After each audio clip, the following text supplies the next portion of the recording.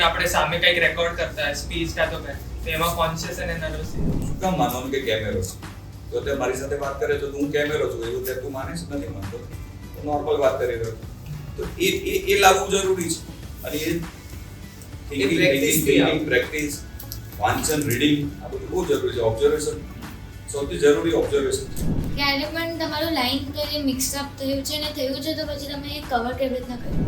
Live પરફોર્મન્સમાં જે પણ એક્ટરો અત્યાર સુધી પરફોર્મ કરે છે બધાએ આ અનુભવ કર્યો અને એ મારી સાથે થયું છે અને દરેક એક્ટરો સાથે થાય અને એના રસ્તા જ્યારે હું તારી સાથે પરફોર્મ કરતો હોઉં અને આજે આપણે 1 મહિનો સતત એક નાટકના રિહર્સલ કર્યા હોય અને પછી હું કોઈક લાઈન ભૂલું તો બહુ જ જેમ કહીએ ને આપણે કેમિસ્ટ્રીની વાત છે, એકબીજાની સાથેની ગીવ એન્ડ ટેકની વાત છે એટલે તરત તને સમજાય કે અચ્છા અહીંયા આ સામેવાળો એક્ટર આ ભૂલ્યો છે.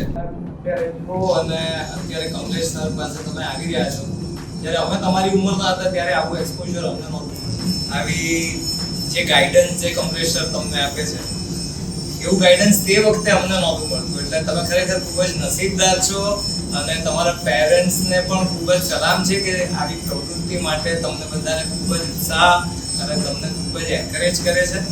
સો સૌથી પહેલા તમે તમારા પેરેન્ટ્સનો પણ ખૂબ ખૂબ આભાર માનજો કે આવી બધી એક્ટિવિટીઓનું જે કમલેશ સર જે Shivam children drama academy through જે બધી આ એક્સપોઝર તમને બધાને મળે એના પ્રયત્નો કરે છે એ માટે તમારા પેરેન્ટ્સ તમને એન્કરેજ કરે છે અને at the same time Kamlesh sir અમે જ્યારે એક્ટિંગ કરિયરની શરૂઆત કરી એની પહેલાથી કમલેશ સર આ રીતે શિવમ ચિલ્ડ્રન ડ્રામા એકેડમી થકી કેટલાય લોકોને ગાઈડ કર્યા છે અને કેટલાય બધા બાળ કલાકારો અને નાટકોમાં, સિરિયલોમાં, ફિલ્મોમાં Shivam children drama academy through perform કરેલું છે.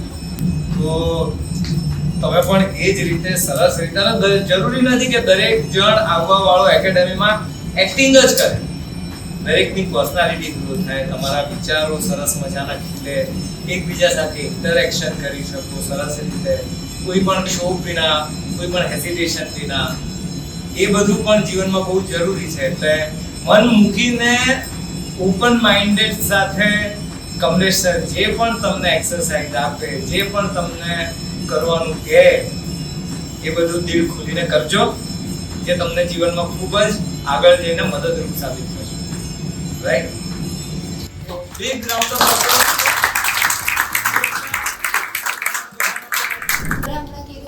ગાંધીજીનો રોલ પ્લે કર્યો હતો તો લાઈક એની સાયકોલોજી તમે કઈ રીતે ઉતારો as a normal human being અને એક્ટર? ગાંધીજીનું પાત્ર ભજવતા પહેલા મારા સત્યના પ્રયોગો નામની એમની autobiography my experiments with the truth જે ઇંગ્લિશમાં જે ગાંધીજીને આખી એમણે કઈ રીતે શું એમના જીવનમાં એ કઈ રીતે આગળ વધ્યા બાળપણથી એ અનુભવ એમણે પોતે લખેલા છે.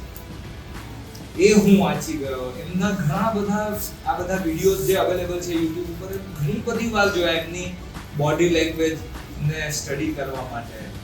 એમની સ્પીચ ઓવર અને ઓવર હું સાંભળતો રહ્યો. એમની વોઇસ ક્વોલિટી કેવી છે, એમનું બોલવામાં એમનું ડિક્શન કેવું છે, એમના ઉચ્ચારો કેવા છે. તમારા આખા એક્ટિંગ કરિયરમાં કોઈક એવો રોલ કે તમને ડિફિકલ્ટ પડ્યો એ કરવા માટે અને તમે એની માટે શું કર્યું કે એ પરફેક્ટ થયો એ રોલ તમારાથી?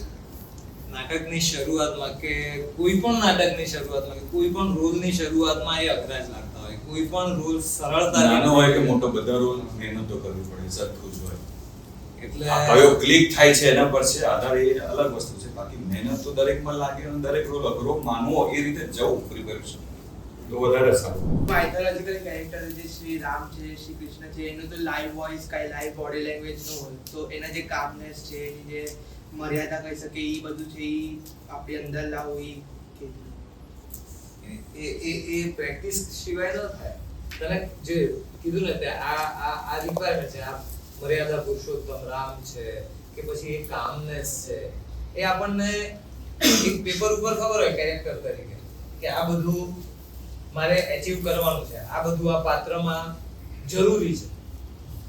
એ કઈ રીતે લાવવું એની માટે જ પ્રેક્ટિસ કરવાની હોય. આ બધું રામમાં જે ગુણ હતા ભગવાન એ છે ને મર્યાદાવાળા, શાંત, ધીરગંભીર, જે બી પરિસ્થિતિ પ્રમાણે એ બધા ગુણો આપણામાં તો હોય જ છે ને, આપણે એ હોય જ છે. એ આપણામાંથી ખાલી બહાર કાઢવાના એટલું જ.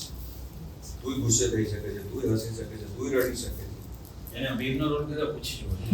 મહાભારતનું નાટક હતું એમાં કેવી રીતે કર્યું? પૂછ્યું. તો તારામાંથી તે ભીમ બહાર કાઢ્યો કે ભીમ આવો હતો, તે વાંચ્યું, સમજ્યો કે આ ડાયલોગ જે કીધેલા હતા કે ભીમ આ રીતે જ બોલશે, એ થઈ ગયું. એટલે કારણ કે બધું કાલ્પનિક જ છે ને, રામ બી કાલ્પનિક છે.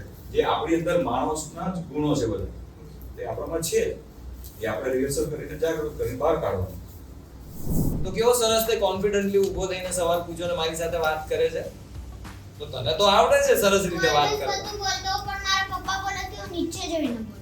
હમણાં તો મારી સામે જોઈને બોલે છે. હવે હું કરતો છું પણ પપ્પા આ બોલે પોતે કે એમને મારા આઈવોસ નીચે હોય. પપ્પાને સાથે હું ચિરાગભાઈની વાત અને